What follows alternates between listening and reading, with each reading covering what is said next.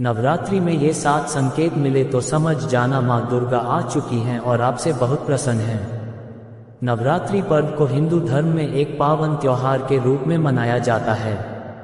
ये त्योहार माँ दुर्गा को प्रसन्न करने का बहुत अच्छा अवसर होता है। पर हम कैसे जानेंगे कि माँ दुर्गा हमसे प्रसन्न हो चुकी हैं? तो आप ये जान लीजिए कि ये 7 संकेत हैं जो बताते हैं कि माँ दुर्गा आपसे बहुत प्रसन्न है और आपके घर में स्वयं आ चुकी है। ये 7 संकेत आप भी अपने घर में जरूर देखना। नवरात्रि के पूरे 9 दिन देवी माँ को प्रसन्न करने का सबसे अच्छा समय माना जाता है और इस समय की गई आराधना और पूजा पाठ का फल बहुत ही जल्दी प्राप्त होता है। नवरात्रि में माँ दुर्गा चैतन्य होती है, इसलिए इन दिनों में की गई सच्ची भक्ति का परिणाम माता दुर्गा हमें तुरंत दिखा देती है। इस समय गलत काम करने से चैतन्य होने के कारण माता रानी हमें बुरे कर्म का बुरा परिणाम भी तत्काल दिखाती है और हमें दंडित भी करती है। नवरात्रि के पूरे 9 दिन हमें पूर्ण रूप से सात्विक विचार से रहना चाहिए, क्योंकि माँ दुर्गा जिस घर में आती है उस घर को पवित्र एवं शुद्ध कर देती है। अगर आपको भी 7 में से कोई एक भी संकेत मिलने लगे तो समझ जाना माता रानी आपके घर में आ चुकी है। तो ये 7 संकेत बताने से पहले सर्वप्रथम माता की महिमा को जानते हैं। इसके बाद उन संकेतों के बारे में जानेंगे कि कैसे और कौन से 7 संकेत हैं जिससे आप जान सकते हैं कि माता रानी अब आपके घर में आ चुकी है।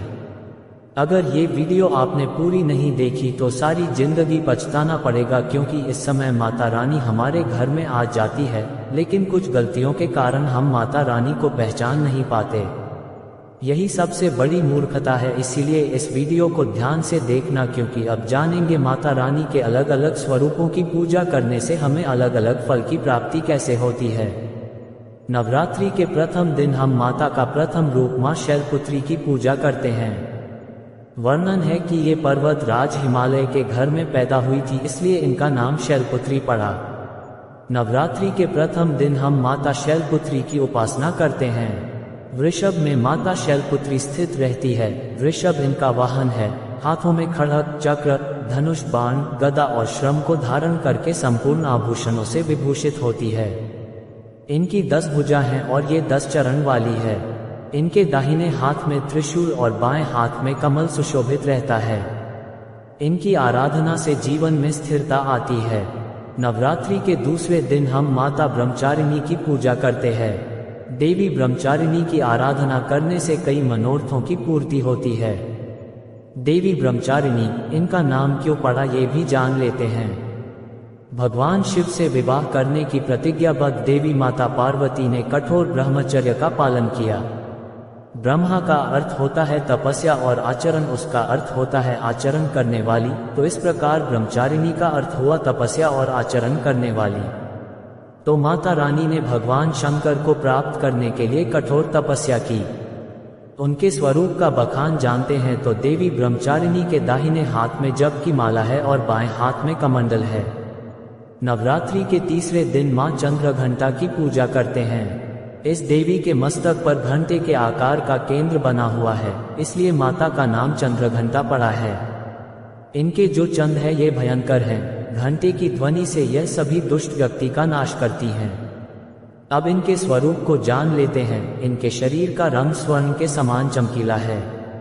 इनके कर कमल, गदा, धनुष, बाण व त्रिशूल लिए हुए हैं। इनकी कृपा से मनुष्य के समस्त पाप और जो परेशानियां आती है वह नष्ट हो जाती हैं। अगर आप भी मां चंद्रघंटा की पूजा करते हैं तो आपको निर्भरता की प्राप्ति होती है। नवरात्रि के चौथे दिन मां कुष्मांडा की पूजा करते हैं। अब कुष्मांडा क्यों पड़ा है नाम से सुन लीजिए। माता ने ही सृष्टि का निर्माण किया है, इसलिए माता का नाम कुष्मांडा पड़ा है। माता रानी की 8 भुजाएं हैं और यह 8 भुजाएं कई प्रकार की है। यह 8 प्रकार की सिद्धि को अपने हाथों में प्रदान करने वाली कही गई है। इनका वाहन सिंह है और कुष्मांडा माता की आराधना करने से जातक के समस्त रोग और शोक जो होते हैं मिट जाते हैं। माता हमें आयोग, यश और बल तथा आरोग्य प्रदान करती है। नवरात्रि के 5वें दिन स्कंद माता की पूजा करते हैं। शैलपुत्री ब्रह्मचारिणी बनकर तपस्या करने के बाद भगवान शिव से विवाह किया। तदनंतर स्कंद उनके पुत्र बने, अर्थात कार्तिकेय जो है उनके पुत्र बने, इसलिए ये स्कंद माता कहलाए।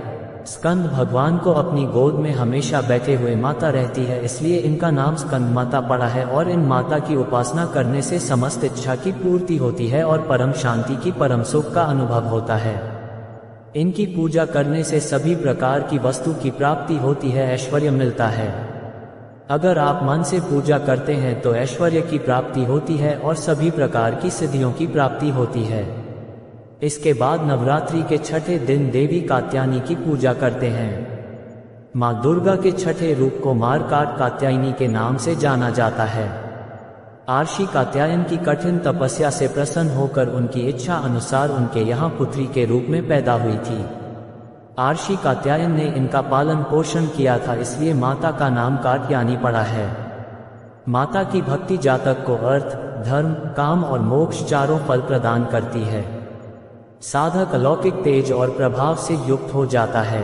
नवरात्रि की सप्तमी तिथि को माता कालरात्रि की पूजा करते हैं। माता कालरात्रि संपूर्ण प्राणियों की पीड़ा हरने वाली, अग्नि, भय से मुक्ति दिलाने वाली और काम, क्रोध और शत्रु का नाश करने वाली है।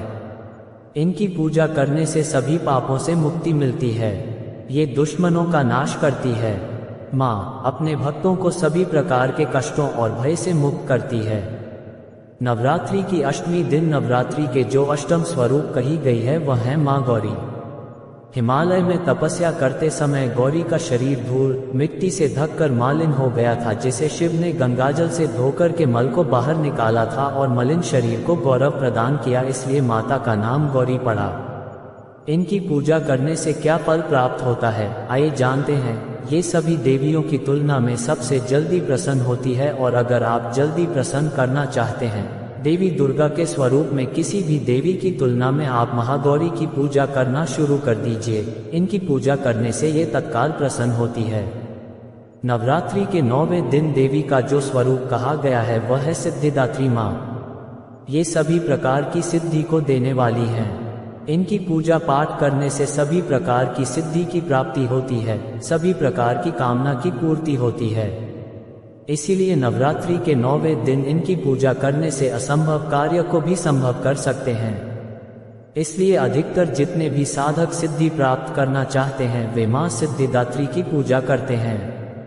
माँ कभी भी चाहे असुर हो, चाहे मानव हो, चाहे दानव हो, चाहे कोई भी हो, किसी पर यह भेदभाव नहीं करती और सभी को ये सिद्धि प्रदान करती है।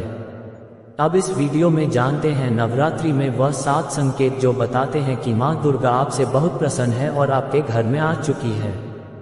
पहला संकेत है बार बार गौ माता का घर के बाहर देखना। जिस घर में माँ दुर्गा रहती है उस घर में उनकी बहन कामधेनु उनकी सेवा के लिए, उनके दर्शन के लिए बार बार घर के द्वार पर आती है और यह घर के इर्द गिर्द घूमती रहती है। अगर वहां से 9 दिनों तक नहीं भागती तो समझ जाना माता रानी आपके घर में आ चुकी है। दूसरा संकेत मधुमक्खी का घर में आना। मधुमक्खी को माता के भ्रमण का ही स्वरूप कहा गया है। जिस घर में नवरात्रि में मधुमक्खी आती है तो समझ जाना उसे घर में माता रानी आ चुकी है, क्योंकि जो मधुमक्खी है यह माँ दुर्गा का ही स्वरूप कही गई है और यह अपने पूर्ण स्वरूप के दर्शन के लिए अर्थात नवदुर्गा के दर्शन के लिए सेविका बनकर के आती है, तो समझ जाना आपके घर में माँ दुर्गा आ चुकी है। तीसरा संकेत ज्योति का तेल तेज गति में जलना। जी हाँ, अगर आपने अपने घर में माता रानी की प्रसन्नता के लिए, भक्ति प्राप्त करने के लिए ज्योति स्थापित कर रखी है और अगर ज्योति की लौ तेज गति से जल रही है तो समझ जाना ज्योति के समक्ष स्वयं माता रानी खड़ी है और आपको भी अंतरात्मा से माता रानी के होने का एहसास होगा। तो इन संकेतों से भी पता कर सकते हैं कि आपके घर में माता आ चुकी है। चौथा संकेत नवरात्रि में दीपक की बाती में फूल का बनना। अगर आपके दीपक की बाती में अचानक से फूल बनने लगे तो समझ जाना नव दुर्गा माता आपके ऊपर बहुत प्रसन्न है, आपके ऊपर पूर्ण रूप से अपनी कृपा बरसा रही है और माता रानी आपके घर में आ चुकी है। आपके सभी कष्टों को दूर करके माता रानी आपके घर से जाएंगी। पांचवा संकेत बताते हैं बार बार घर में अगर काली चींटी निकलने लगे। अगर काली चींटी समूहबद्ध निकल रही है और रास्ता काटती है तो समझ जाना माता रानी आ चुकी है और आपके सभी प्रकार की इच्छा को पूर्ण करके जाएगी। यह माता लक्ष्मी के होने का एहसास कराता है। छठा संकेत अचानक घर में मनमोहन सुगंध आने लगे।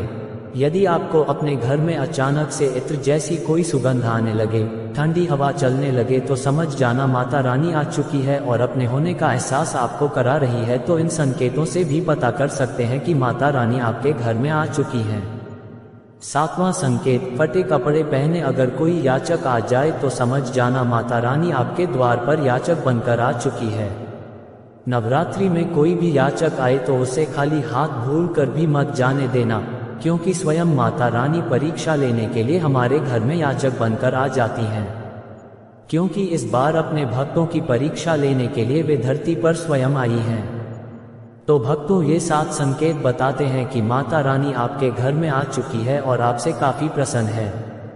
इनमें से आपको कौन सा संकेत मिला है, कमेंट करके हमें जरूर बताएं।